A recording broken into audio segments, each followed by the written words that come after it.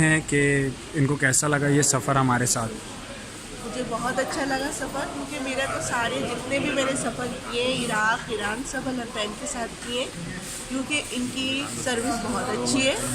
एक एक आदमी को ये कोऑपरेट करते हैं अच्छी तरीके से और अच्छी तरीके से ज़्यादती कराते हैं, मुकम्मल तालीम के साथ।